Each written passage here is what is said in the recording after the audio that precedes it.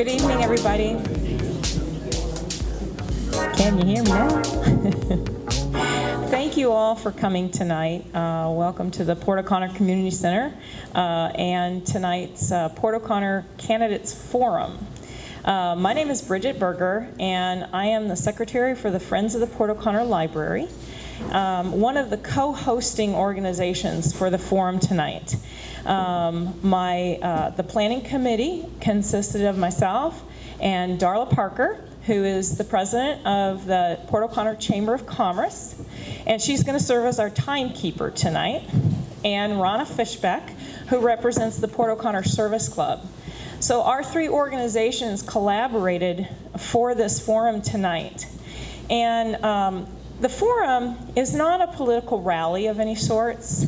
It's the purpose of it is really to lend an opportunity to our residents to get to know the candidates who are running for offices in our area.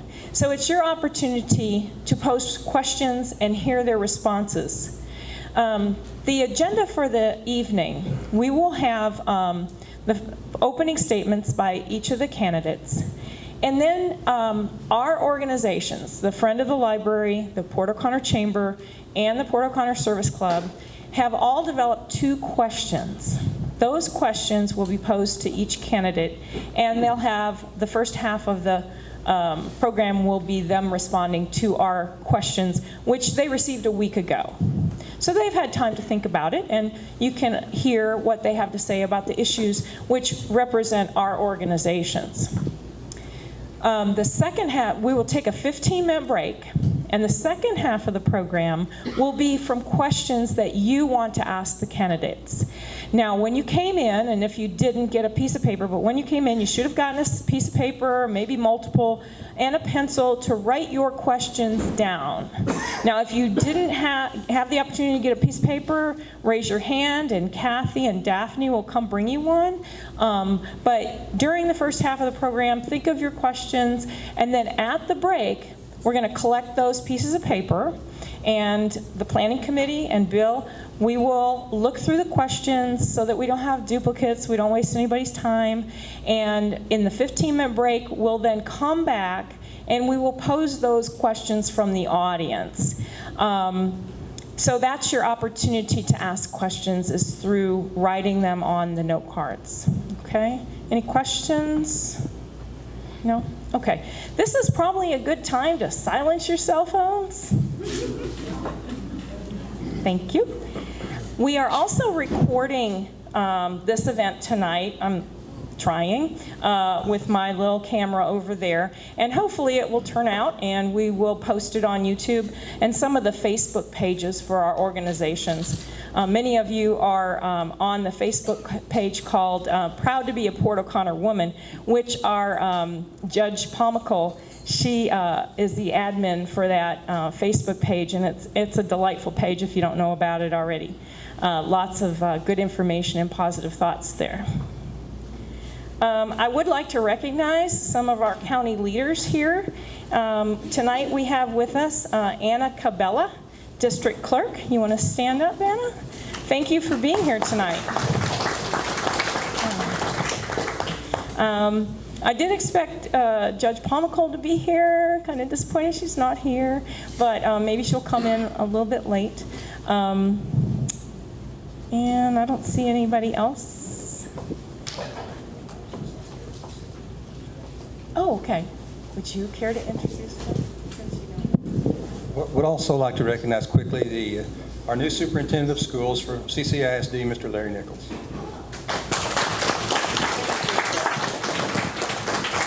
Okay. Our candidates tonight, before we started here, we drew names out of a hat, literally. It was Richard's hat, to see who would answer questions in what order, to make it fair playing field. So in this order, we have Dave Thomas. He is the Republican candidate for the county constable here in Precinct 5. That's our precinct for Port O'Connor. He is running uncontested, so he's here solo tonight, but essentially he'll be our new constable. And then we have Richard Meyer, and he is the Republican candidate for county judge, Calhoun County Judge. We have Gary Reese, who is running uncontested for the County Commissioner Precinct 4.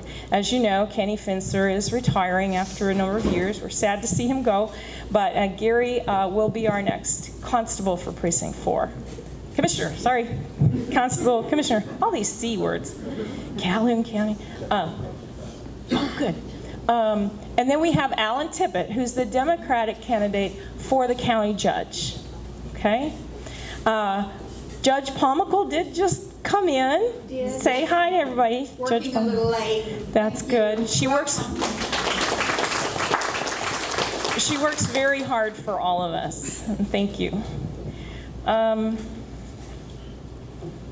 just want to make note that just by coincidence, today is National Voter Registration Day.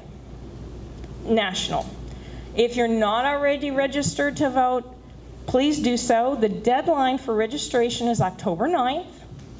And I found an interesting article that was just produced, written last Tuesday, a week ago, in the Houston Chronicle that said Texas is last in voter turnout for midterm elections, which of course is the election that does not have a presidential election. Only 1 in 3 Texans vote. So I encourage you to vote. I encourage you to get your neighbors to vote, your friends, your family, all of that stuff. Because we choose who leads us. And that's what we're here to do tonight, is to have an educated vote.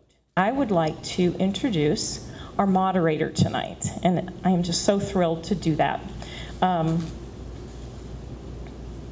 If I could find my cheat notes, which...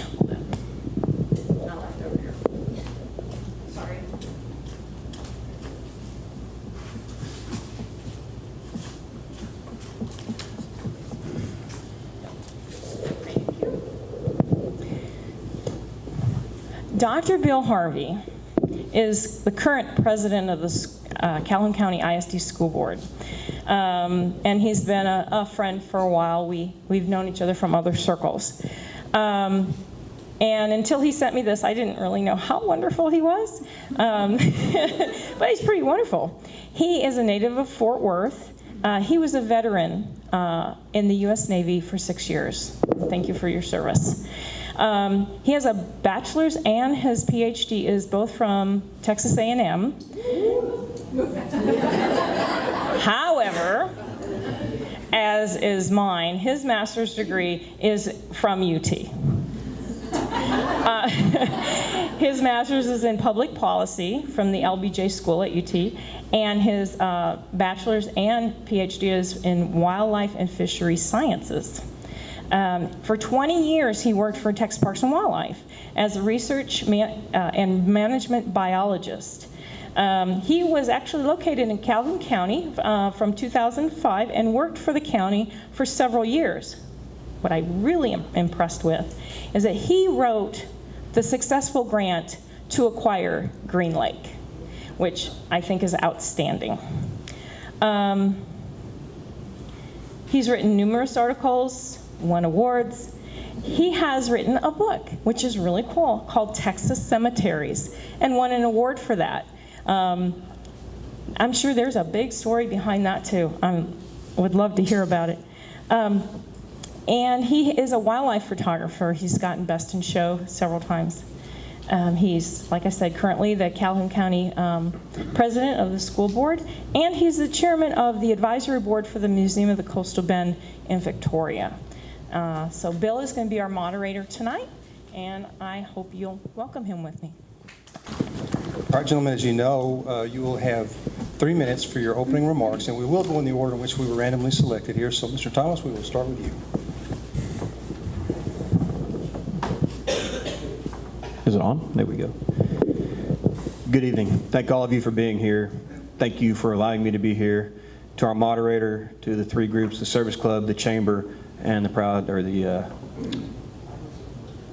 Service Club, Chamber, and Friends of the Library, excuse me. Over the past year, I have been asked many, many times why I'm taking the position of Constable Precinct 5. Simple answers are, we need it. and I exceed the standard for this position through licensure, certification, education, and experience. We live in a very unique place here in Port O'Connor. One way into town, one way out of town. We are very lucky because this time last year, most of Texas was recovering from Harvey. As we saw this summer, there was a great influence and influx of people that came into Port O'Connor. We live here, we work here, we retire here, we build homes here. Having an extra law enforcement individual, an extra law enforcement on the street can do nothing but help us. I have an outstanding working relationship with our DPS, both on the water and on land, with the Seadrift Police Department, and with the Calhoun County Sheriff, Bobby Vickery, and the Sheriff Department, of which I am a reserve deputy sheriff currently. People need to know when they come to Port O'Connor that it's not a place where you can lose your mind. The citizens that live here need to know that they have an advocate that they can come to when they need something.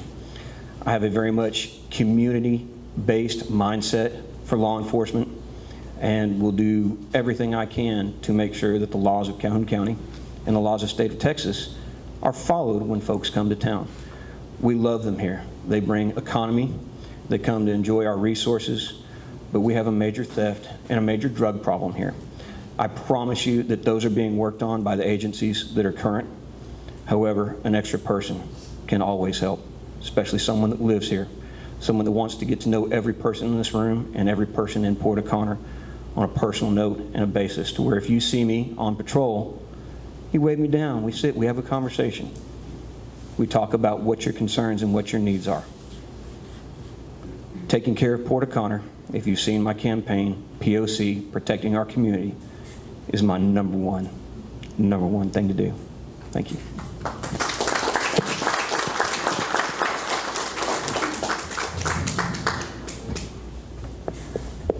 Well, I just was asking Bill and Gary. Turned it off on me, how about that? Typical lawman. Anyway, I asked Gary and Bill, I said, we don't have to stand up, do we? He said, no, you can just sit there, and first thing you get, the lawman stands up, so I figured I better stand up right along with him. But I am Richard Meyer. I am a Christian conservative candidate for Calhoun County Judge in the Republican Party. And I believe prayer should be back in school. I believe we should stand for the American flag and the Pledge of Allegiance. I'm no stranger to Port O'Connor. In fact, I went to school, went to high school with a lot of the guys from down here, Alan Berger being one of them, Paul Hawes, Eddie Smitters, David Stringo, Henry Anderson, and then we all played softball together, biggest part of us, with Billy Good and David Stringo, which was a good guy and passed away on us here a couple of years ago. And then I got to know, after I joined the VFW, I got to know Calvin Ragazine, be a good friend. There's lots of good friends and acquaintances down here in Port O'Connor. And if the good Lord should let me win this Calhoun County Republican judge race, my plan is to do the best that I can for Calhoun County. If I get to be judge, I'll be judge of Calhoun County, not Port O'Connor, not Point Comfort, Seadrift, or Port Lavaca, but Calhoun County. And you got to do what you can do for all of them. Work with the Commissioner's Court. And I just really look forward, if I'm blessed with this job, to do the best I can. And main thing is, need to get the people to get out and vote. And I thank the organizations for having us down here. This is a great opportunity for us to tell our side of the story and just try to let everybody know who we are and what we stand for. Thank you.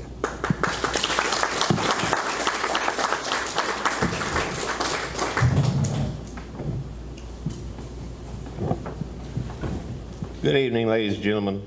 My name is Gary Reese, and I am the Commissioner-elect for Precinct 4. I grew up in Seadrift, Texas, including attending Seadrift schools, and graduated from Calhoun High School in 1970.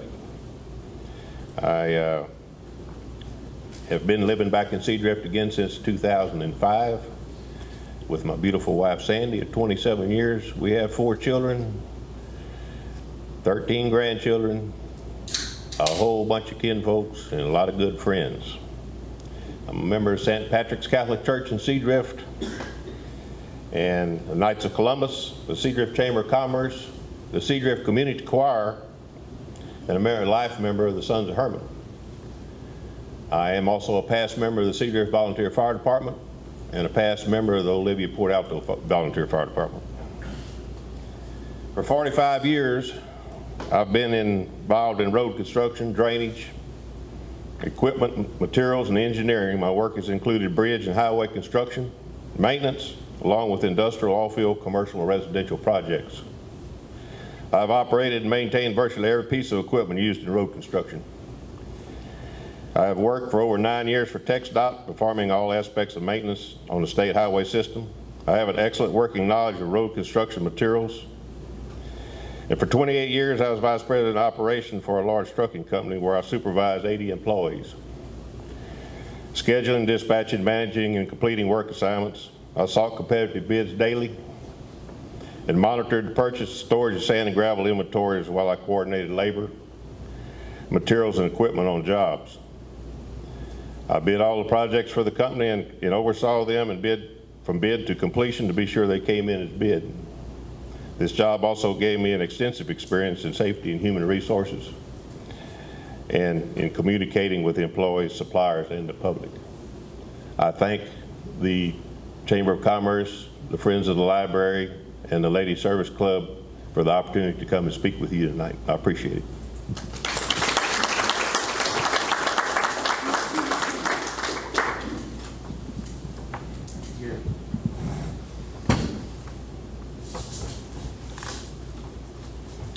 Hello. First of all, I'd like to thank the Chamber Service Club and the library for the invitation, and the residents of Port O'Connor, the Port O'Connor community, Dr. Harvey, Ms. Berger, Fishback, and Ms. Parker for the invitation. I do appreciate it, be able to speak by, give you an introduction of me. Again, my name is Allen Tippit. I'm the Democrat candidate for Calhoun County Judge, and I look forward to, if elected, serving all the people of Port O'Connor. I was born, I'm 4th generation Tippit in Calhoun County. My sister, Linda, lives here in Port O'Connor. She's been a Port O'Connor resident for over 40 years, and I hear a lot about Port O'Connor. Linda and I talk about Port O'Connor, the uniqueness of the community, and how people feel about keeping Port O'Connor a special place to live. And I look forward to being able to help you realize your dreams. I went to school at University of Texas, graduated in Corpus Christi at the university there, now known as Texas A&M University. I worked for Mid-Coast Family Services, a large nonprofit in Victoria, Texas. I am a director. I'm the director of program development. I have developed many programs at Mid-Coast to help the company, the nonprofit, be successful and help the community. We have programs for substance abuse, sexual assault, homelessness. We have programs that help get people off the street. We have Hurricane Harvey funds. We make sure that folks if we can serve them, we help them deal with their problems. My programs have a budget, and I manage a budget. Therefore, I think with my experience of developing programs, operating a budget, I should be able to help you and the rest of the county with the county judge issues. And I do want to thank you for letting me visit with you today.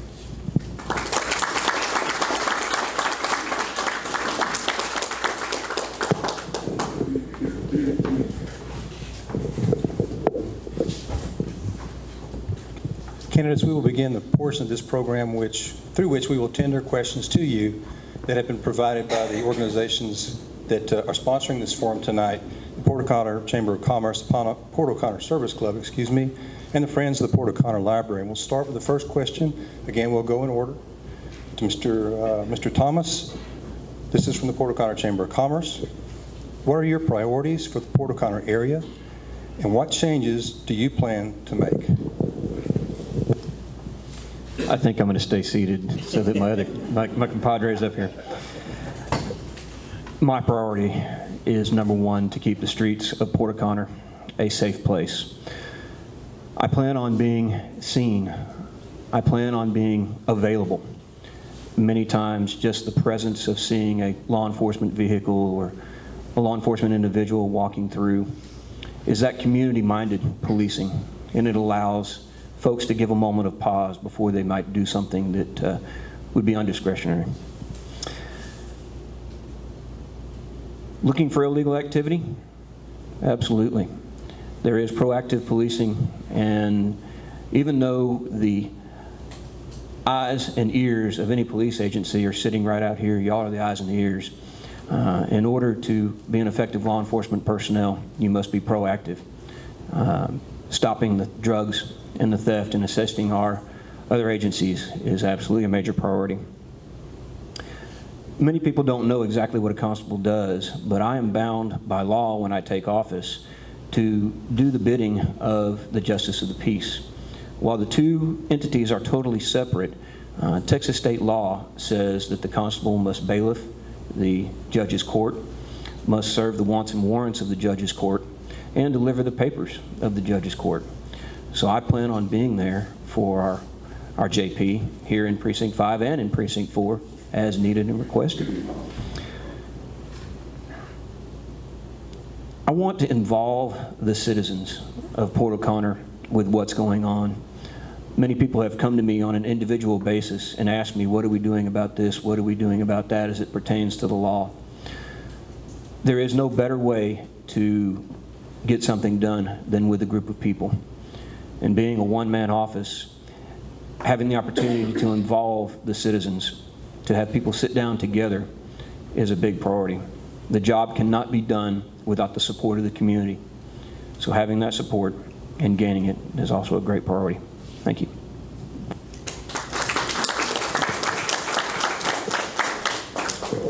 Mr. Meyer.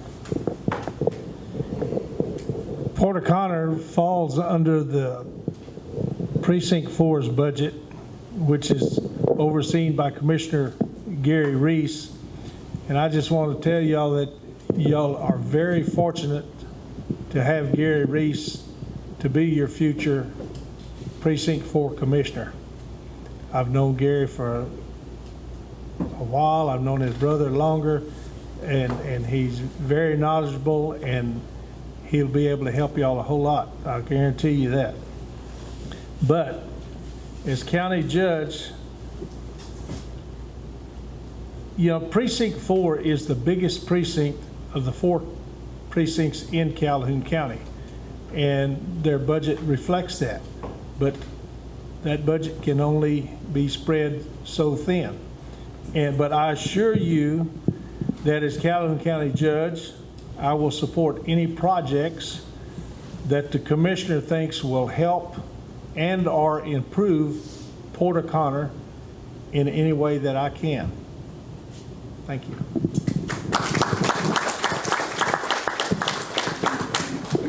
Mr. Reese. One of my first priorities at this time is, as well everybody knows, is Port O'Connor doesn't drain. And I want to look at every possible avenue to help improve the drainage in Port O'Connor.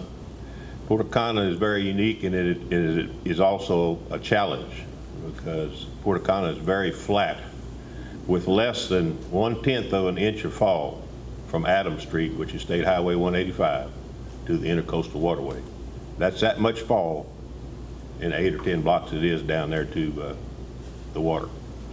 So that's going to be a challenge, but I'm very interested in seeing if we can't find some solutions to the problem. Also want to make sure that we maintain good streets and signage in the town, and I'd also like to continue to maintain the top-notch quality of our parks, library, civic center, fire department, and the boat ramps. Thank you.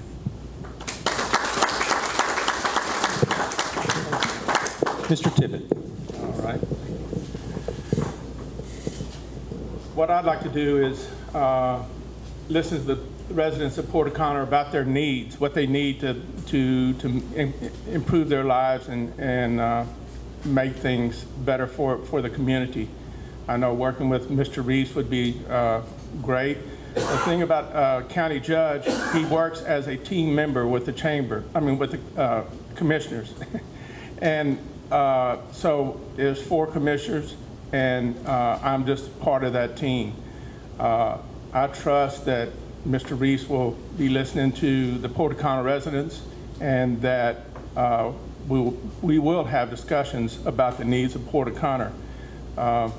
I know you guys pay a lot of taxes here in Port O'Connor, like we do in Port Lavaca, but you guys are not getting all the services that we get over in that area.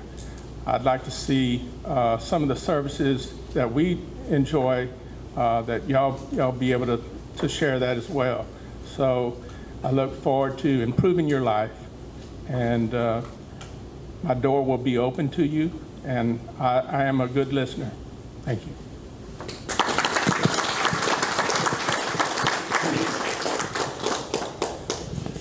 The second question, also from the Port O'Connor Chamber of Commerce: how can you help Port O'Connor grow but still keep the village small community feel?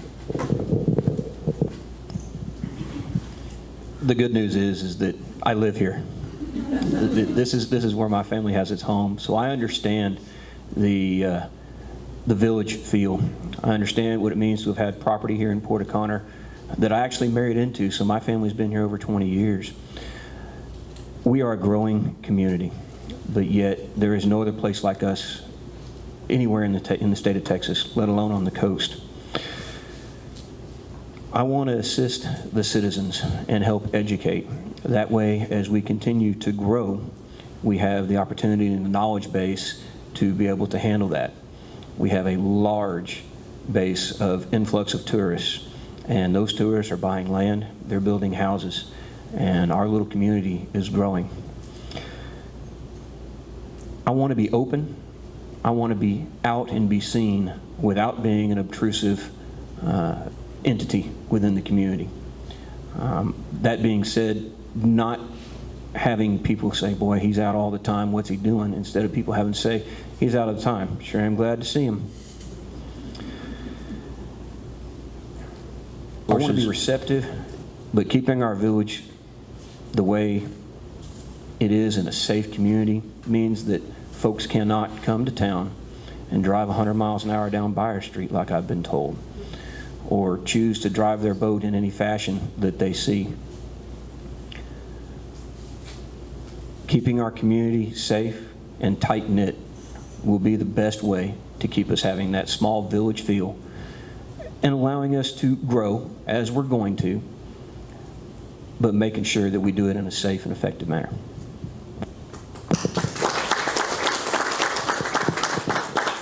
Mr. Meyer. Well, I pretty well answered that question in the first question, but if we could encourage people to come in and build permanent residence and become permanent residents and not just people with weekend homes, it would help the community tremendously as far as the tax base. There's not just a whole lot of the old original Port O'Connor people left anymore, and as far as permanent residents and permanent residency here would really help the whole situation. But until I get elected and get all the figures and facts, I'll have to leave it at that, but I will pursue this further, I guarantee you.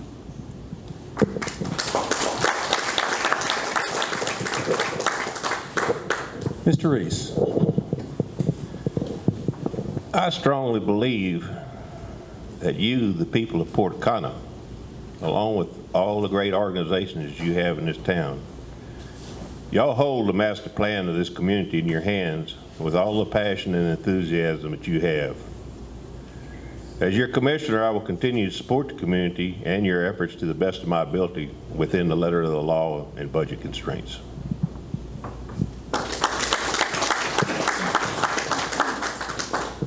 Mr. Tippit. Thank you. Port O'Connor does have that unique feeling of being a small village and tight-knit. I know my sister talks about it all the time, and I'd like to see that continue. With that said, I also would like to see that the Port O'Connor people, if they have the opportunity to start small business if they want. I think if we have more Port O'Connor people starting businesses here in Port O'Connor, it will keep that small village feeling instead of having folks come in and start their businesses here from outside. So I would encourage that, and I would actually want to talk to you personally about what the county might be able to do for you to get that done. As far as more housing, I do want to see more housing in Calhoun County, not necessarily Port O'Connor. I see you have a lot of new housing here in Port O'Connor, but we do need more permanent residents here. People that work at Formosa, at the Sheriff's Department, Police Department, teachers, they're commuting back and forth from Victoria. If you were in Port Lavaca at shift change, you'd see all the folks driving through Port Lavaca headed to Victoria, Jackson County, Goliad, different places. If we had more housing in Calhoun County, I think that people can actually afford, then I believe that our tax base would increase. It would lower all of our taxes, and that's what I want to see for Port O'Connor as well, lower taxes. One of the things that I'd also like to see is helping folks come up with solutions to their problems here in Port O'Connor. I understand there's a sewage issue right now, and I'm sure it can be worked out. It's just a matter of learning how to manage that situation. And thank you for your time.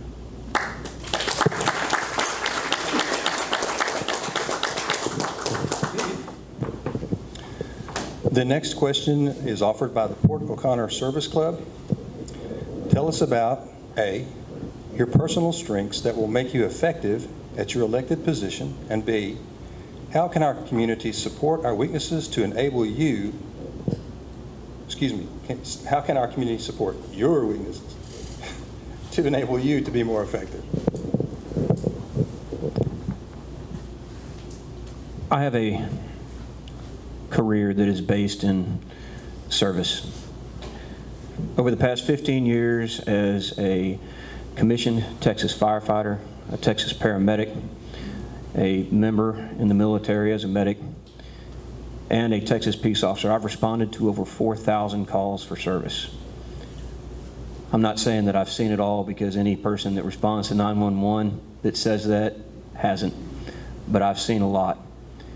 I have the education to know what to do. I've got the experience to handle any number of emergency situations or police call-outs that may occur.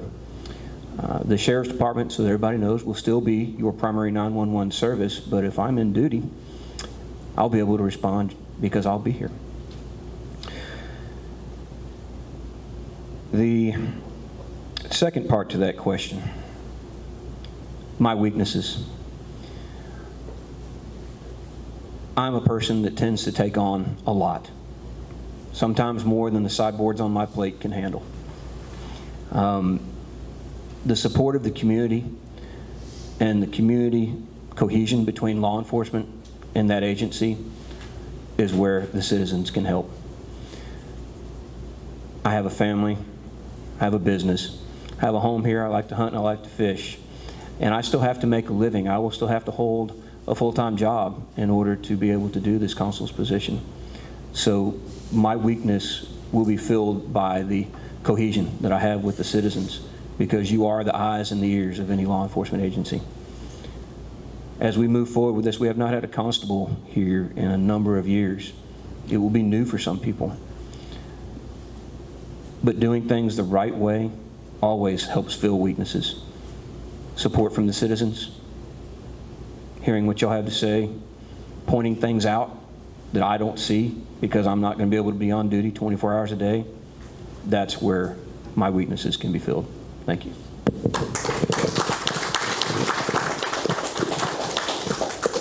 Mr. Meyer. First of all, I'd like to tell you that I am a people person. I like working with people, solving or trying to solve and implement solutions to take care of problems. And as far as experiences and things that I can do to help, as far as leadership, I was 6 years in the Army National Guard infantry unit, and I was a squad leader and Sergeant E5 in rank. I took care of my men. We were fortunate enough to never be deployed, but if the time came that we were to be deployed, we were always ready, and that was during the Vietnam War area, and we were very, I guess you'd say, very fortunate that we didn't get called for deployment, but we were ready if we had to. I had 45 years of self-employment. I farmed and ranched and had numerous employees that I saw over on daily, day-to-day duties. I was with Pioneer Hybrid Seed Company for International for 30 years. I was on their President's Council, which consisted of select dealers from South Texas up through Kansas, and we had to do budgeting and 5-year out planning for seed sales. Also, I was in the cattle feed industry for 25 years with Cargill Incorporated National Feed Company, headquartered in Minneapolis, Minnesota. I was in their liquid feed division, and I was on their National Dealer Council, which consisted of select dealers from all parts of the United States. And we also had to do budgeting and prepare for as far as 5 years advance in sales. I have been a volunteer for Hospice of South Texas for 10 years. And believe me, a hospice volunteer learns how to listen. When you have a patient, they have 6 months or less to live, and they want to talk. And you better be a listener, because they depend on you. You're their sounding board, and that is probably one of the most fulfilling experiences I have had. Thank you, Mr. Meyer.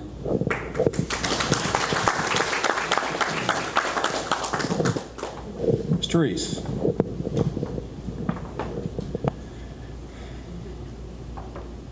I feel that with my 45 years experience in road construction, I feel that I'll be very effective as your commissioner in the everyday operation of the precinct and of county business. My weakness is I'm not a politician. And if you don't believe me, you can ask my wife. I'm just a hard-working husband, father and grandfather and brother and friend, just like y'all are. I work. But like I say, my weakness is I am not a politician. Thank you.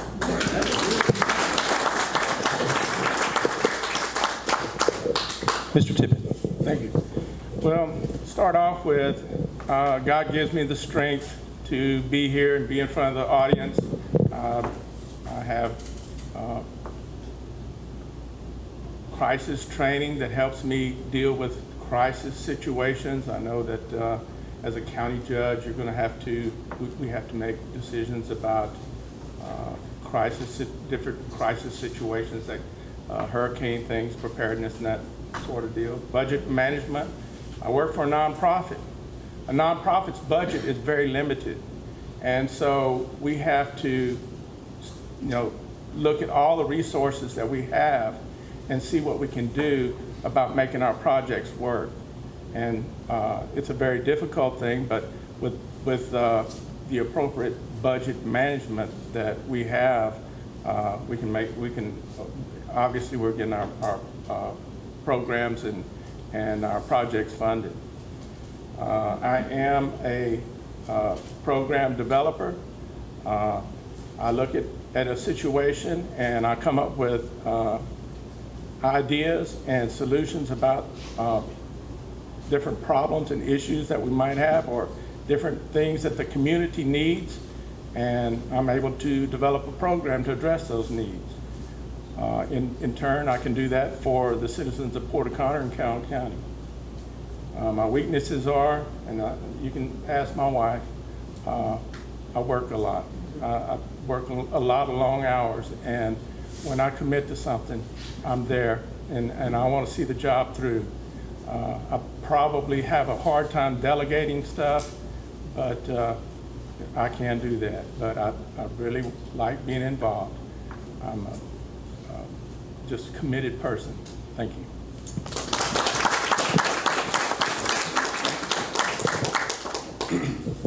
All right, the fourth question, also from the Port O'Connor Service Club. Communication from county representatives to Port O'Connor residents regarding county issues and services has often been lacking. How do you plan to effectively communicate with the citizens of Port O'Connor? Law enforcement is all about communication. It's all about being out there and being seen. It's about talking with people. I would very much like to have programs set up, coffee with a constable, once a month. People can come and sit, we can talk. We can come and we can do any type of education that citizens would like, to sit down and say, hey, this is how you recognize crime. This is how you recognize things before they're going wrong.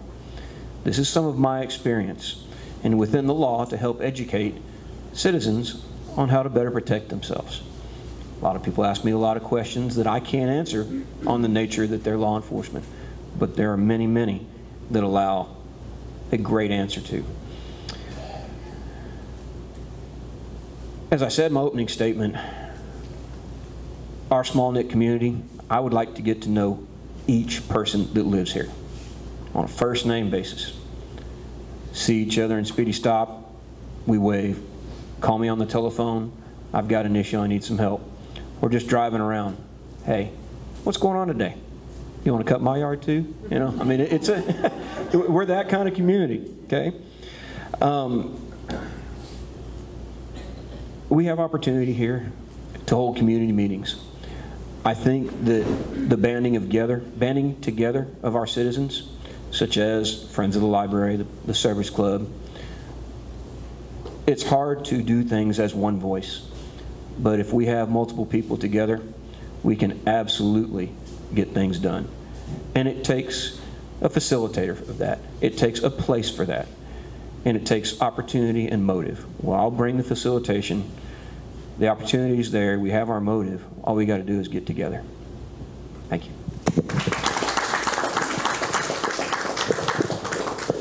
Mr. Meyer. If elected Calhoun County Judge, I will be Calhoun County Judge for all of Calhoun County. I will have an open door and open ear policy. You've got to communicate with the people. You've got to listen to their concerns, their ideas, and if at all possible, follow through to help them. I plan on visiting with all departments and also with all the county workers in each precinct monthly. This job is like a good marriage. Communication is the key.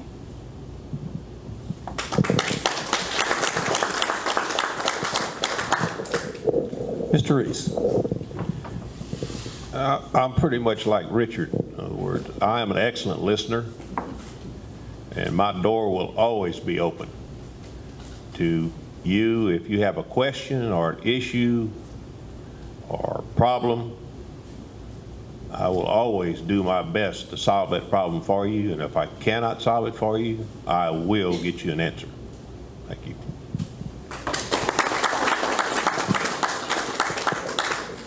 Mr. Tippit. Thank you. Communication is my number one issue, with, especially at Midcoast and where I work. I realize how important it is to be able to communicate. And part of communication, the most important part of communication is listening. And that's what I think I really do well, is listen. I brought my notebook in case I need to write questions down from the residents here. I think it's very important. So I'll write questions down. Another thing, I'll have, just like Richard had mentioned, I will have an open door policy. I look forward to seeing people come to my office and talk to me, telling me how well we're doing or what needs to be improved. Another thing, between the commissioners and the judge, they have a lot of conversation about what's going on in the county. And a lot of that is brought up in the meetings in Commissioner's Court. I would like to see Commissioner Court meetings videotaped, maybe put over the internet. So if you're not able to attend the meeting, you at least know what's on the agenda and what's going on in the meetings and what's said. So I really think that's important, because there are people who are not able to travel to Port Lavaca for a meeting because it's during business hours. You might be able to view it at a later time and keep up with the agenda and what's going on. So thank you.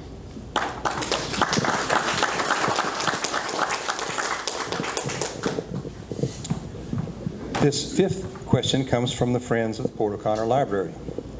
What role and importance do you think the Port O'Connor Library plays in the lives of our citizens, and what economic impact do you feel the library system has or could have in Calhoun County?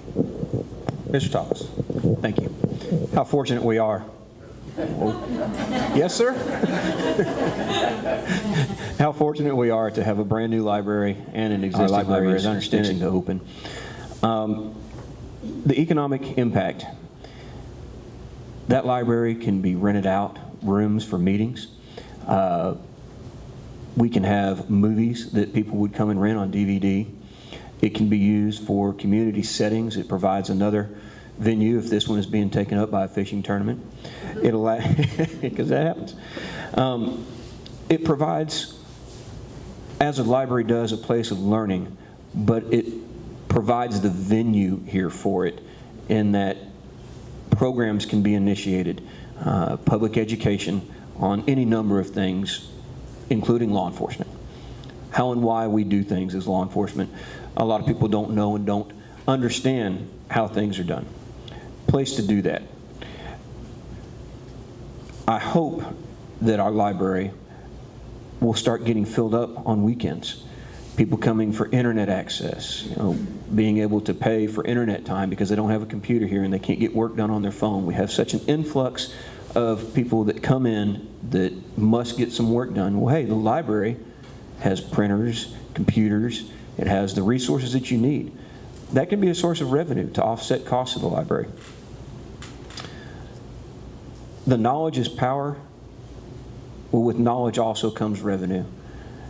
There are people that are in Port O'Connor that are thinking of ways to generate revenue for us.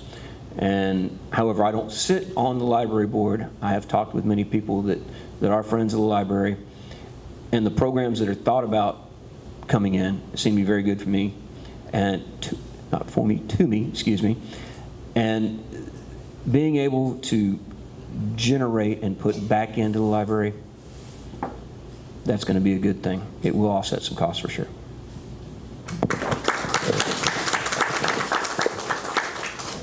I agree, the library is a very much of an asset to the county and Port O'Connor. Calhoun County is one of the few counties that has actually 4 libraries to take care of. Most counties have 1. Calhoun County has 4. We're fortunate to have a very good head library in Miss Naomi Cruz. She does a wonderful job. My family knows the importance of literacy very well, my wife being a retired school teacher and high school counselor, and our daughter being the literacy coordinator for Nazareth Academy in Victoria. We understand how literacy impacts and is very important to our youth. Our son and son-in-law are both doctors, and without them with the ability to read and understand what they read, they would have had a hard time through medical school. But it's something that has to be taught early, and it's very good for the kids. After visiting with Miss Cruz, I learned a lot about library, our library system. From helping illiterate adults, you wouldn't believe how many illiterate adults there are that get bills, can't read, they bring them to the library, they help them read their bills, they pay their bills, they write the checks for them, also provide Wi-Fi for the students to do their homework. And a library is not just a place to read books. It has books available for underprivileged children that do not have availability to these books and reading material at home. And the county is very fortunate to have Miss Cruz as the head librarian. She does a wonderful job, and one of the few people that I've ever talked to that said she loves going to work every morning. She loves her job. She's been with the library system since 1984 and been head librarian for 22 years.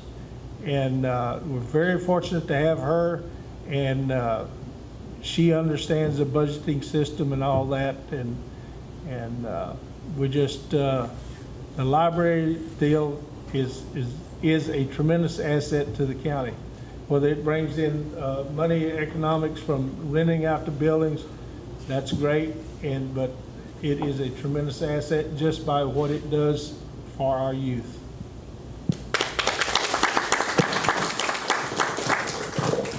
Mr. Reese.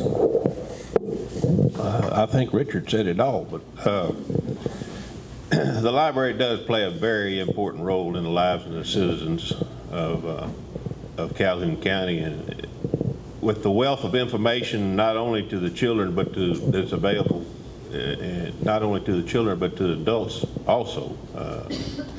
I've seen firsthand people of all ages and walks of life using the library not for books and research, but for use of the computers and the internet access services. It provides an avenue for expanded learning for children through storytelling and many other fun activities not related to the digital world. There's so many things that the kids nowadays, all they want to do is sit on the cell phones and play games and this, that, and other. And if you can get them involved in the library programs, there's so much there for them to learn, and they actually learn from it. And I think the citizens of Port O'Connor should be commended for all your hard work and effort, especially the Friends of the Library organization has put forth to bring the new library into existence. It's a very well-planned and beautiful facility and will serve the citizens of Port O'Connor for generations to come. Thank you.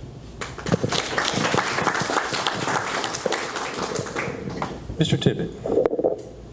There's not much left to be said, but the community and the library go together like bacon and eggs. It's just something you have to have. And so the library enriches all of our lives. We can learn there, we can do our business there, whatever we need. I went over to the library and met with Ms. Green today, and she was showing me around the facility, and I asked her about the computers. Are they all functional? Well, of the 5 computers, 4 of them are functional. I was happy about that.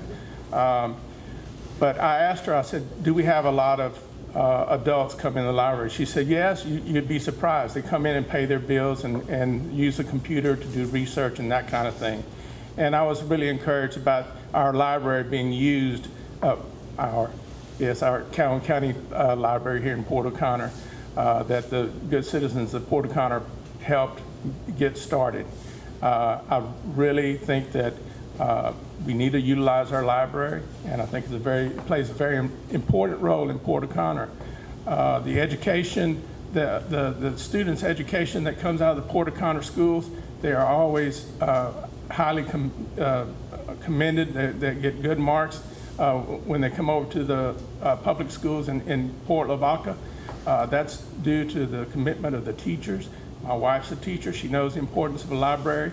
My daughter knows the importance of a library. She's studying right now. She's working on her master's to become a librarian. So library is important to us. Thank you very much.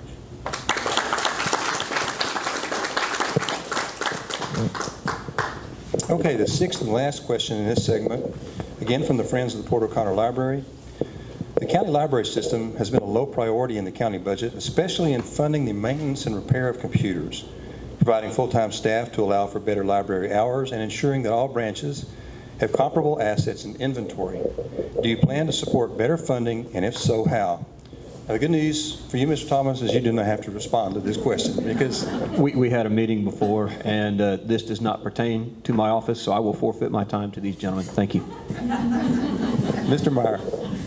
Thank you. As I said before, Ms. Cruz, the head librarian, she does understand the budgeting process, and that the library system is a service to the people of Calhoun County. And with a total budget of just a little over $24 million, it has to be distributed over every department in the county. Some have higher priorities than others, and that makes it difficult to give everybody everything that they want. But, like I told her, if you don't go at the budget hearings, if you don't go and ask for what you think you want, you will not receive anything. And something is definitely better than nothing. And the county, like I was reiterating, the county is very fortunate to have Ms. Cruz as our library system leader.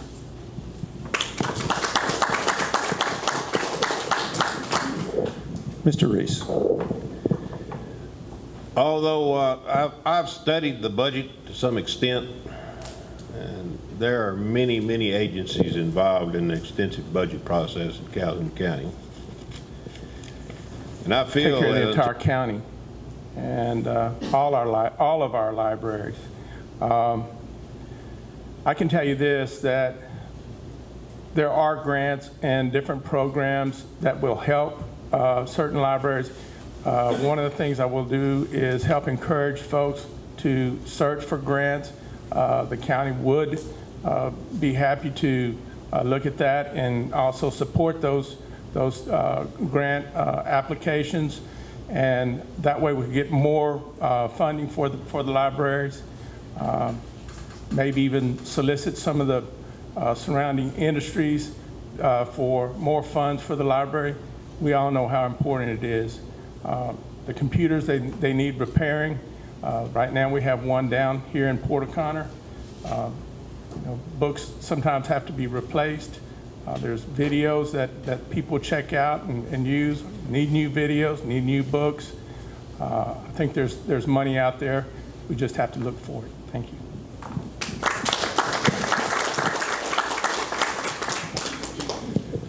Thank you, gentlemen. This concludes the first portion of this forum. So we will take about a 15-minute break, and we'll ask that if you have any questions that you'd like to submit for consideration by the candidates, that you pass them along to Ms. Fishbeck, Ms. Parker,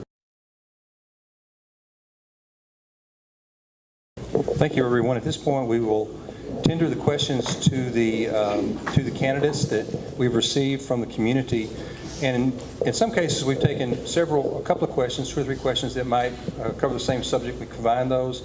Some we've rewritten a little bit just for clarity as well. So we read every one of your questions, and we don't want anyone to think that we're ignoring any questions that were asked. So we will begin with a pressing question here, I'm sure. And it can be, particularly in the case of Mr. Thomas, there may be questions here which are not directly pertinent to his position, and he certainly has the option to decline those if he would like. So we'll start with one that you probably be right on top of. And we have 2 minutes for each response on this. What do we do about the bug and mosquito problem?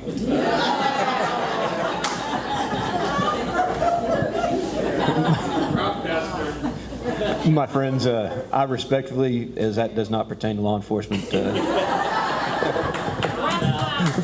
forgive my time to these gentlemen here. Spray, spray, spray. You don't want to ask the good Lord to have it stop raining because it might stop forever. He can let it slow down a little bit, maybe let some of these potholes dry up. But being down here on the Gulf Coast, the mosquitoes and the bugs will always be a problem. If we could ever train them to kill the fire ants, we'd be doing real good. But I know Gary's got some figures on Precinct 4, and I'll let him share that with you, just how much mosquito spray has cost so far. I know the county judge and one of the commissioners met with EPA yesterday, and I haven't found out the results of the meeting, but the meeting was on aerial spraying, and if we can get the aerial spraying to go again like they did after Hurricane Harvey, it was a tremendous asset. And the county sprayers, they spray, but they're at the mercy of Mother Nature. When the wind's blowing one direction, one side of the road gets the mosquito spray benefit, the other one doesn't. So it's one of them,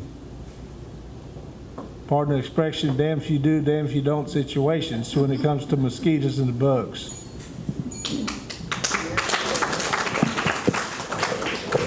Mr. Reese. I will add to what Richard just said about the aerial spraying. There has been a STAR request made by the emergency management section of Calhoun County, but to this time, as far as I know, it has not been approved, and there is some the folks at the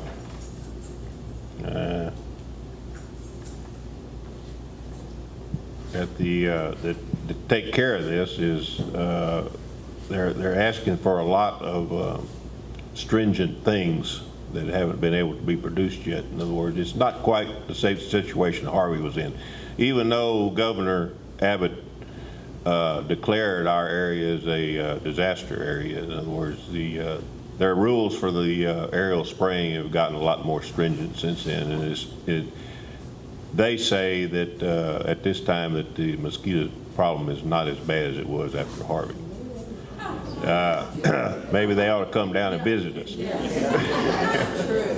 I can tell you this, that for this fiscal year 2018, which is not over with yet, Precinct 4 has spent $93,000 on chemical alone. That does not include vehicles, that does not include labor, vehicle maintenance, but this precinct alone has spent $93,000 on just mosquito chemical.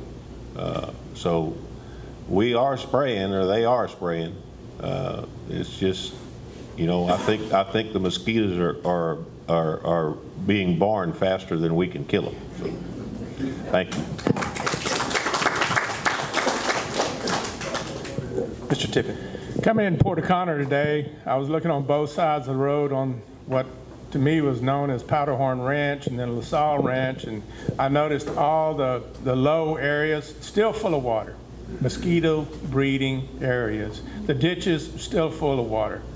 Mr. Reese had mentioned something about drainage, less than a quarter of an inch drainage from Adams to, I think he said intercoastal.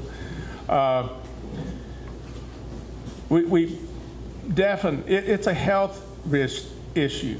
It's a health issue, and I'm just like everybody else. I don't think it's healthy for us to be in an environment like that. So I will do, if I'm elected as county judge, do everything I can to alleviate the problem.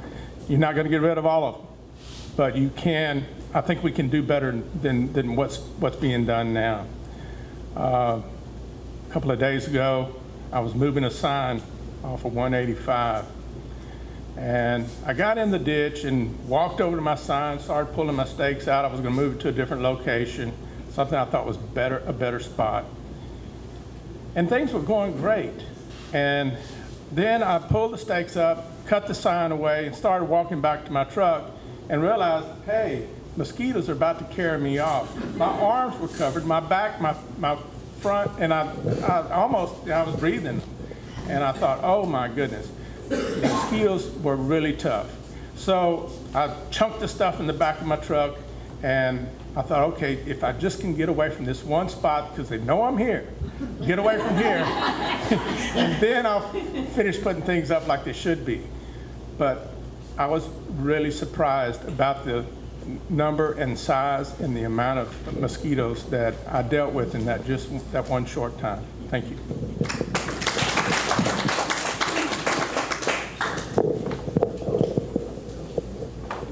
So this next question really is a follow-up to that, and embedded in this is a really excellent physics lesson, physics and gravity. What are your thoughts on how to improve drainage in Port O'Connor? Water does not run uphill. A really big pipe.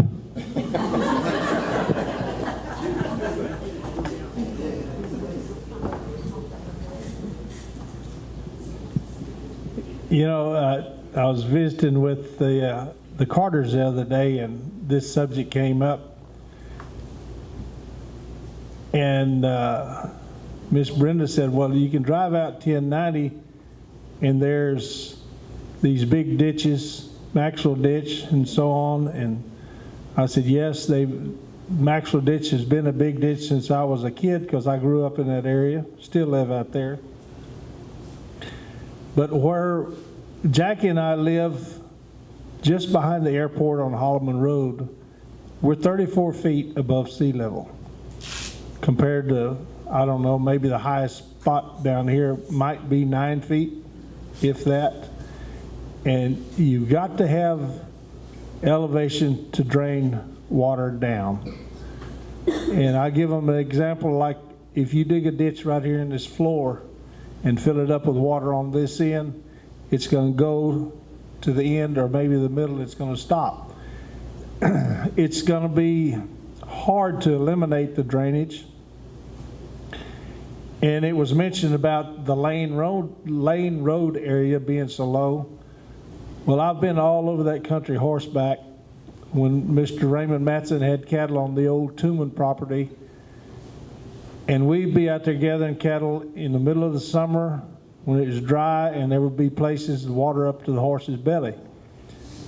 And I could almost guarantee you, when the Karanko Indians here, they was wishing it had been better drainage too, because the mosquitoes, I'm sure, was bad then too. And it's tough deal to be this close to or be flat. It's hard to drain flat ground. You can dig deeper ditches, and then you'll have a canal system. And it's a tough deal, and Thank you, Mr. Meyer. I'm glad Gary's dealing with it, not me.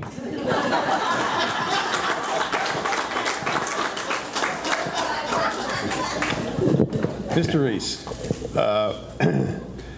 Like I said a while ago, it is a definite problem here in Port O'Connor, and it is going to be a very unique challenge. But you know, I look forward to the challenge and hope to be able to leave some of it, but I can promise you we'll never get it all. But in other words, we can dig deeper ditches if you want salt water in your yard, because we can dig a deeper ditch down to the intercoastal, but once the tide comes up, well, it'll all be backed up in your yards.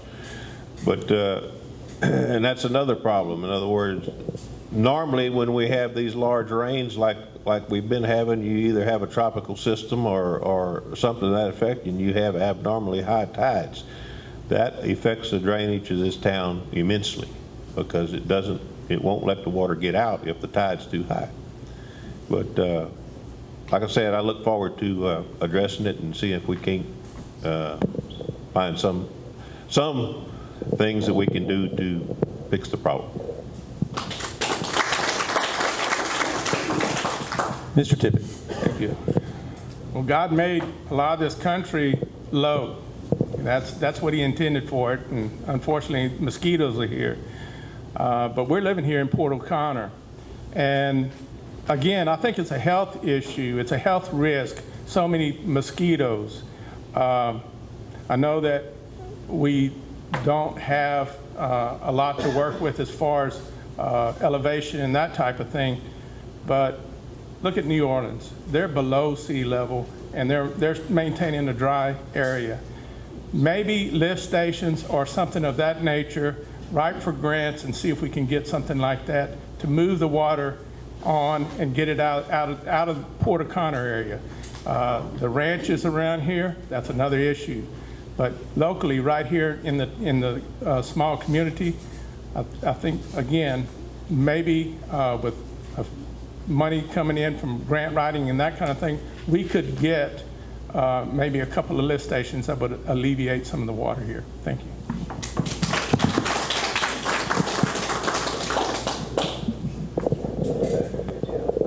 This question is, how do you plan to support the volunteer fire and EMS departments in Calhoun County, in particular, the Port O'Connor Volunteer Fire Department? All right, this is in my wheelhouse. The volunteer fire department here in Port O'Connor and volunteer EMS is a greatly needed thing. The county has provided the EMS station south, which is right up 185, but the first response that the fire department and the EMS provide is absolutely invaluable. Fortunately, law enforcement, police, and fire go hand in hand. I happen to be all three and certified in all three. Whenever there is something going on and I'm available for the fire department, I will certainly be there. Case in point, during 4th of July, I actually used my personal truck with my lights and sirens to block a road as the fire department worked a pretty good brush fire on a piece of property and actually protected a structure from going down. They got out there really quick. They were manned up and ready to go. So working with the fire department and the EMS, we go hand in hand. Whatever they need, I will be there to help provide for them. Should they find themselves in a situation that is kind of untenable, people doing wrong things to folks that are providing for them, I want to be available for that as well. But fire and medicine is in my blood as well. That's what I do for a full-time living. So absolutely, be definitely a part of them.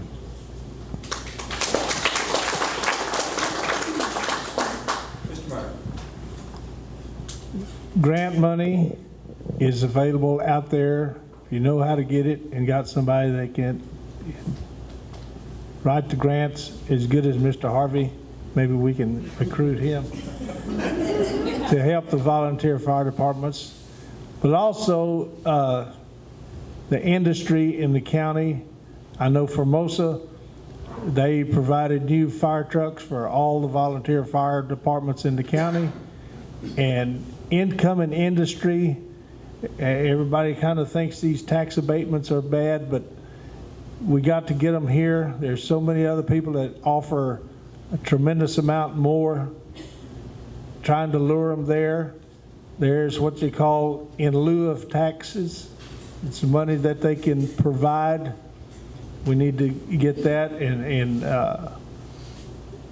train that toward the volunteer fire departments, because these communities have to have a volunteer fire department, and one that's up to date and works, because when the fire breaks out, it's generally too late. So we just need to work. If I get to be county judge, work and getting the grants and make sure incoming industry, if we give them tax abatements where they can come build their facilities here. We're fortunate to have deep water on both sides of the county. They're kind of a draw. They like Calhoun County. And if we can get this in lieu of tax money and put it toward these things such as volunteer fire departments, I think it'd be a great deal.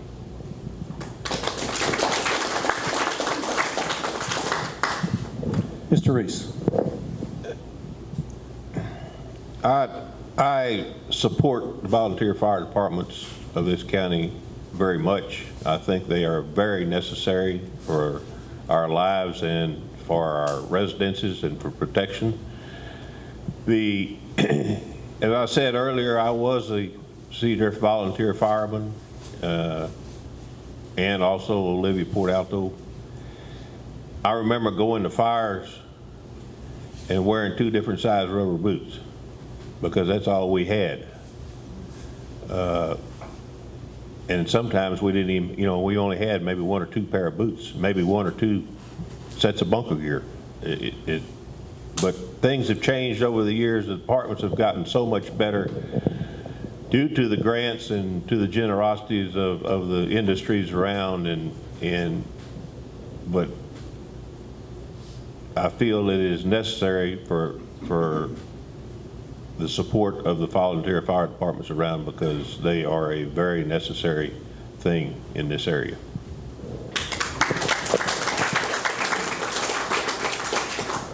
Mr. Tippit. My sister knows very well about the importance of a volunteer fire department. She just lost a barn last year, about this time last year.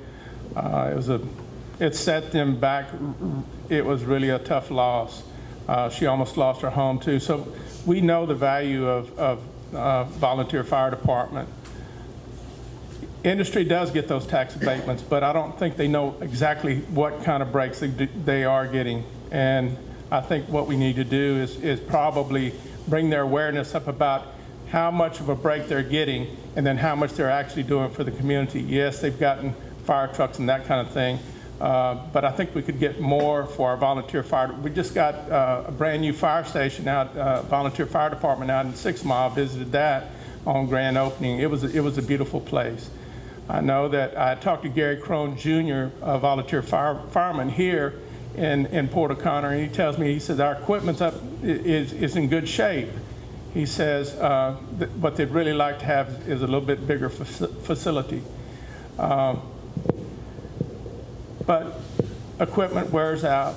You need new fire suits. I think after 5 or 6 years, your fire suit needs replacing, that kind of thing, and they're not cheap by any means. So through the process of bringing up industry's awareness about the needs of the community, including the library and the fire department, EMS, all the other services, the county sheriff's office, we have great needs. If they were paying the full amount of taxes that their fair share, like we do as citizens, we'd have the funding for those folks. So I think they need to know that our community is looking forward to a good relationship with them, but we'd like to see them give more. Thank you, Mr. Tippit.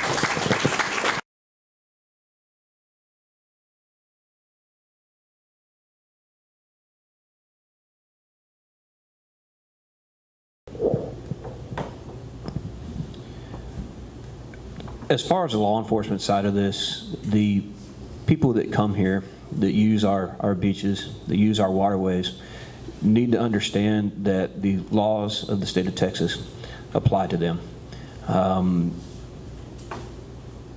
Not having glass out on the front beach, a big issue. People that let trash go overboard in their boat, thinking, oh, if this little bottle just blows out, well, if we have 100 boats with 100 bottles, plastic bottles blowing out, we've got 100 bottles in Mitchell's Cut. The ability to hopefully maybe do patrolling on the water that will help protect our waterways, to gain training and work with the Texas Parks and Wildlife, our game wardens here as their local constable, is something that's very big to me. I've actually talked with Senior Chief at the Coast Guard Station Port O'Connor, and they're aware of what goes on offshore and people that choose to come and do damage to our area. It is on the map. It is something that I would very much like to get involved in, but it will require funding in order to do that. As far as right on bank coming into Port O'Connor, the people that may be changing their oil over the water, things of that nature, that's actually something that you cannot do. So I'll be helping enforce the local laws protecting the waterways. Mr. Meyer. We need to focus on cleanliness. We got to keep the parks, the boat ramps, public boat ramps, the public restrooms, all need to be kept clean. And if individuals see someone trashing up the place, violating those rules, they need to contact Dave Thomas and get it taken care of. These people, they shouldn't be welcome here or any community if they come to trash it up. And without clean facilities, clean beaches, clean restrooms, the people are not going to want to come here, and that's will affect the economic side of the whole county. And it's going to be a constant battle, and it always has been. And people throwing trash out on the highway just irritates the heck out of me. And you know, just when you have no respect for others or other people's property, they don't realize that it's tax dollars that has to clean all this up, and they'll be the first ones to complain if the taxes are raised, and probably they're the ones that didn't go vote to begin with.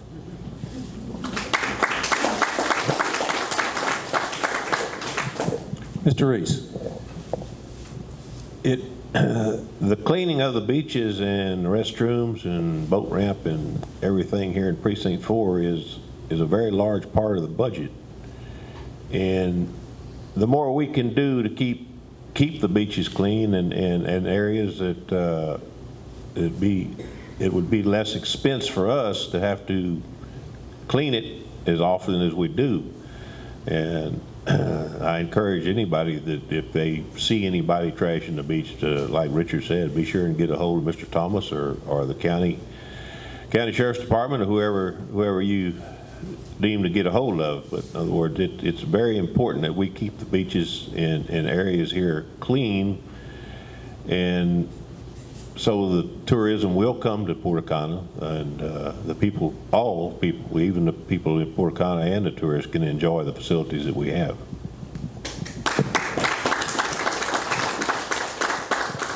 Mr. Tippit. Calhoun County's it has more seashore than any other county in the state of Texas. I don't know if anybody's aware of that or not, but we need to promote more access to our waterways, more access to we have a lot of hunting areas and fishing areas. We need to promote that as well, make more attempts of getting people down here by promoting our birding. And I think the county could actually come up with a plan to draw tourists and sports people down here to the Port O'Connor, Seadrift, Green Lake area for those particular events. I know that's one of the things I really would like to do, is see more access to hunting and fishing areas, and yet, just like these gentlemen are saying, we want them to obey the laws when they're here and be good citizens, and that will promote other people to come to our county and enjoy what we naturally enjoy. Thank you.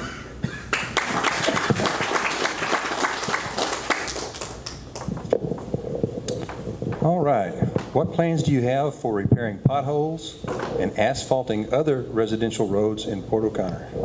Again, this is not pertaining to my office, so I will forfeit my time.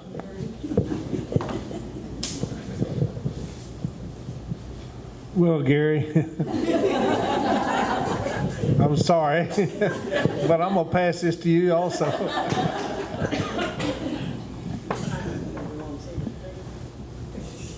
Gee, thanks.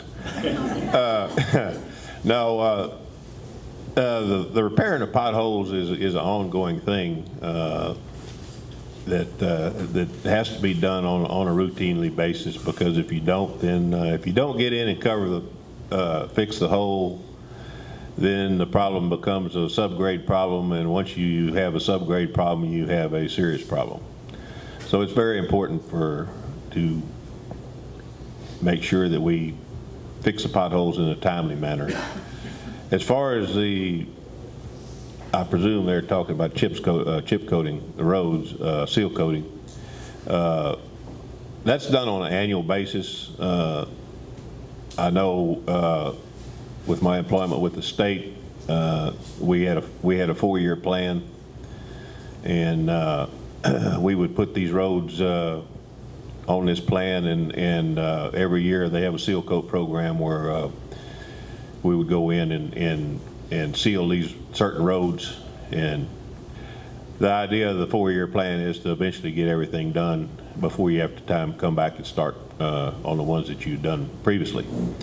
So as the roads become necessary to be done, I know that Commissioner Finster has a plan in place of that, and we will continue to take care of that.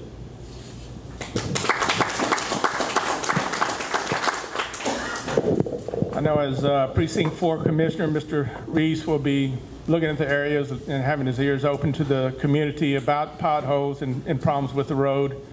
My part would probably be overseeing the budget, making sure there's funds there in order to repair the roads and have that material there. And when we do, say we decide to put another road in or improve the ones, we make sure we use quality-based products. That way the roads don't wear out as quickly. And so as far as me going out and fixing the roads themselves, probably not.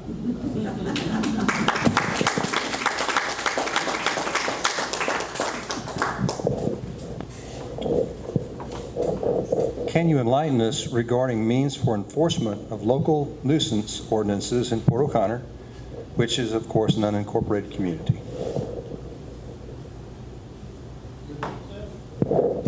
Can you enlighten us regarding means for enforcement of local nuisance ordinance in Port O'Connor, which is an unincorporated community? Yeah, I believe that is referring to code enforcement and then people that would have a complaint about a nuisance in the county. The county actually does have a nuisance officer that does that job full time. However, any commissioned peace officer in the state of Texas, if something is going against county code or state code that becomes a health risk or a hazard to navigation or a serious risk to safety, it can be addressed. I will absolutely find out the ins and outs of those laws, as that is not something that I am totally familiar with. But if there is anything that I can do as far as pushing things forward, talking to Commissioner Reese, talking to the county, or using the constable's office to handle nuisance complaints, that would certainly be something that I would look at. Mr. Meyer. Yes, there is a nuisance officer in the county, and I don't know how often he goes out in the country, but he's in town a lot. But that is a pet peeve of mine, is trashy, junky places that are an eyesore, especially on the main highways, people coming in and out. If the whole community, if they get the idea that the whole community is going to look like that, it's bad for the whole county. So like Mr. Thomas said, that's something that really needs to be addressed, and if the constables can help in that situation, it'd be a great need, and as your county judge, I would certainly look into that and work with the sheriff department and get them to help enforce these rules and laws, and just keep Calhoun County safe and environmentally and appearance.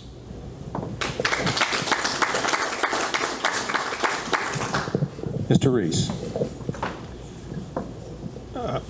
I believe David and Richard have said it all, but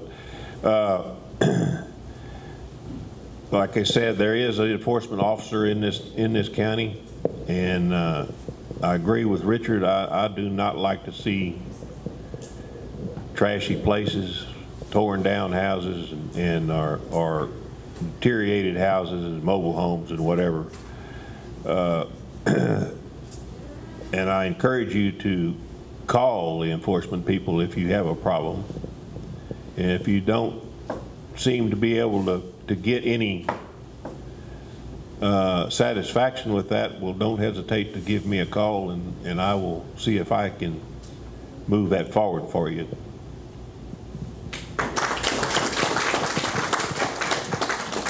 Mr. Tippit. Thank you. As county judge, I will have that open door policy, and if there's some type of issue that's not being resolved at a lower level, and maybe the nuisance officer's not taking care of his job, I need to hear about it. That way things can happen that so his job will be taken care of. And so my part would be to listen and to give feedback, and when there is a problem, I just need to be notified.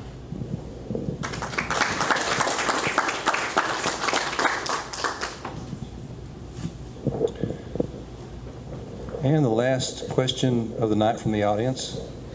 Is there any training or education for parolees in our county and or POC, Portal County? Parolees.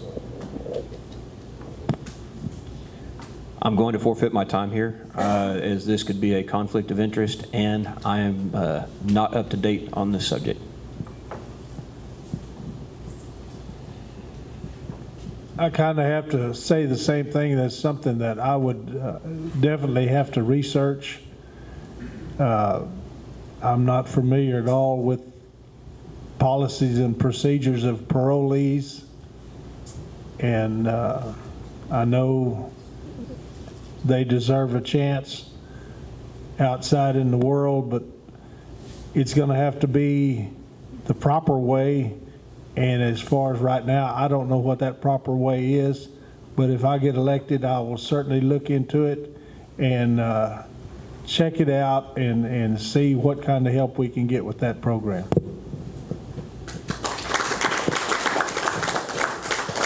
Mr. Reese? I'm sorry, but I'm going to have to refrain from that one myself, because I would have to do a lot of studying and looking into that before I could give you an answer on that. And Mr. Tippit? Well, we do have the Adult Learning Center. If maybe they didn't, one of the statistics that are surprising to me is that a lot of people who end up being incarcerated only have a 9th grade education. So if they went ahead and completed through Adult Learning Center, got their GED, that would help them greatly. Another thing, from my time working at Parole, I remember there was a program through the Texas Workforce Center for training to become plumbers, electricians, and that sort of thing. It was, and I can't think of the name of the program, but it was available through the Texas Workforce Center, and they had encouraged parolees to get into those programs. Other things that are available to parolees is drug treatment, education about the problems of substance use, Even counseling programs for people who are sexual assaulters. So there are some programs out there, but I truly believe we could do more. People make mistakes in their lives. I've made mistakes, but we all deserve another chance. And with an education and the proper training, they can become, folks can become productive citizens in Calhoun County, in the state of Texas. Thank you.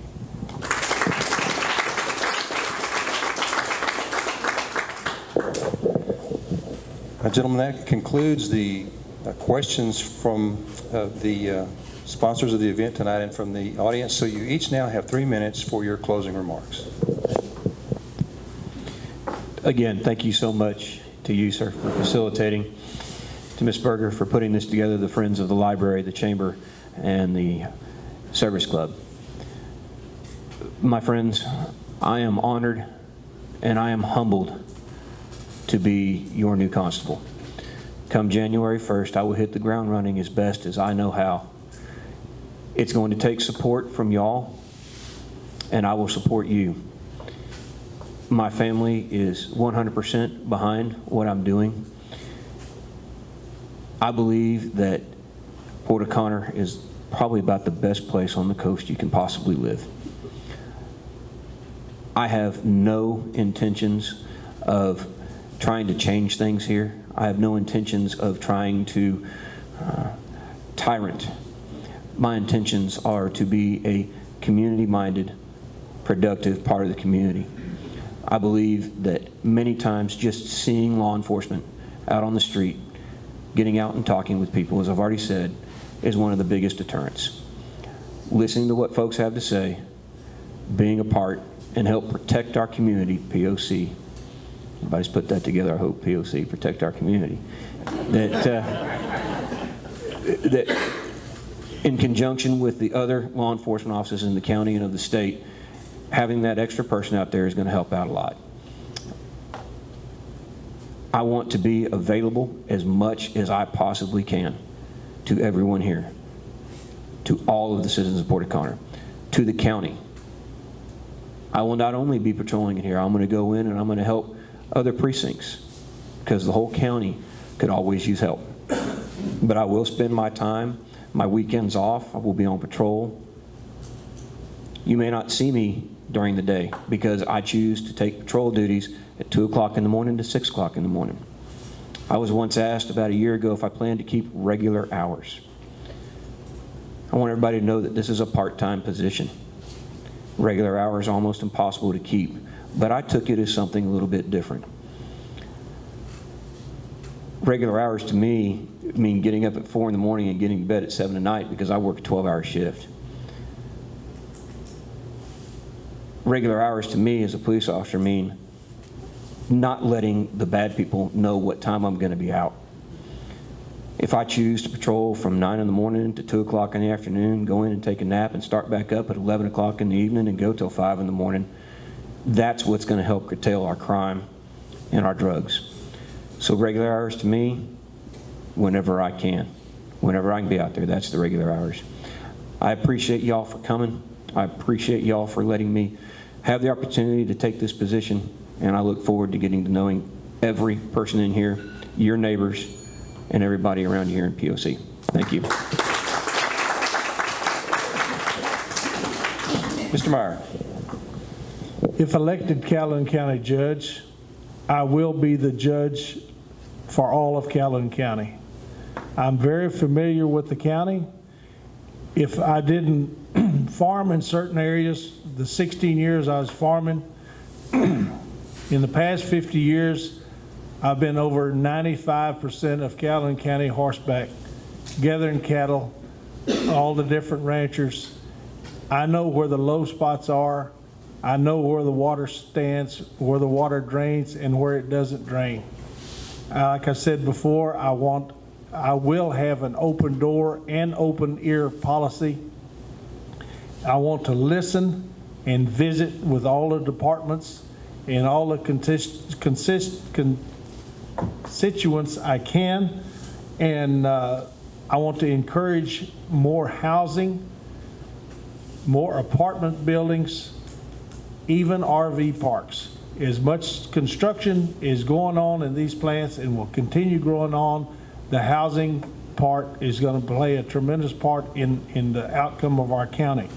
And encourage new businesses and industries to come in and just keep Calhoun County clean and presentable. And I want to encourage everyone to get your neighbor, get your kin folks, get somebody that you don't know, take them to vote. Early voting is October the 22nd to November the 2nd. Saturday the 27th, you can go to the courthouse in Port Lavaca and vote from 8 to 1. And the general election is November the 6th, Tuesday, first Tuesday in November. People think voting is a right. Voting is a privilege. You need to take care of that. Get people to vote. If you vote, you can complain. If you don't vote, you don't have any room to complain. Thank you for having us here tonight. Mr. Reese. I'd like to thank the Chamber, the Service Club, and the Friends of the Library for putting this forum together this evening. You should be very proud of your organizations for the countless hours and dedications you put in to make Portocana the great little town that it is. I'd also like to thank everyone for having the faith and the confidence to elect me as your next commissioner. I am very humbled. As your commissioner, I will strive every day to bring dedication, leadership, and strong values to the office of Precinct 4 and to the Commissioner's Court of Calhoun County. May God bless you and your families. Thank you.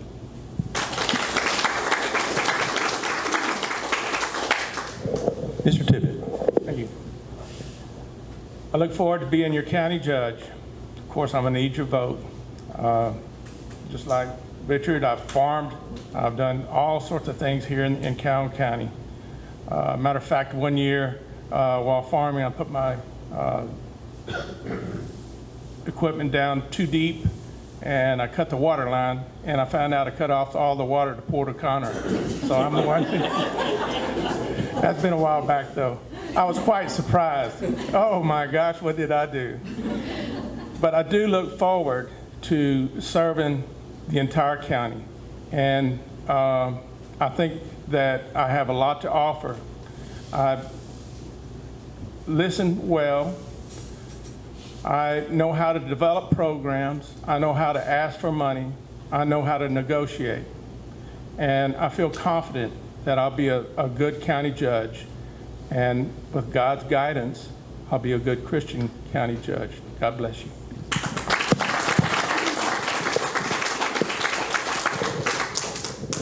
Thank you, gentlemen. Thank you, members of the audience. And we will turn this over to Ms. Berger for some closing comments.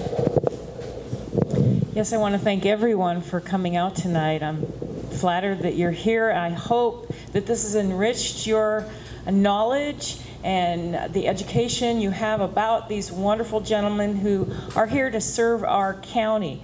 And I want to thank the candidates for coming and being willing to speak to us. It's thrilling to see the quality of people who are willing to serve our county, to serve us. I'm sure it doesn't pay the highest in the world, but we really want you, all of you, on our side and in our lives. And thank you for being here and explaining your positions to us. And we look forward to all of you in Calhoun County. I also want to thank my planning committee, Darla Parker, Verona Fishback, and I represent the Friends of the Library. We do have a couple people I forgot to thank earlier. It wouldn't have been so nice if we hadn't had this wonderful stage donated for our use by Walter Fondren. And also the PA system was donated for our use by Donnie Klessel. So it just added a very nice touch so everybody could hear and see the candidates. Most of all, I do want to thank Dr. Bill Harvey for being a wonderful moderator. And the candidates will be available for about 30 minutes afterward if you want to come up and talk to them personally. Okay? But thank you all for coming out, and go vote.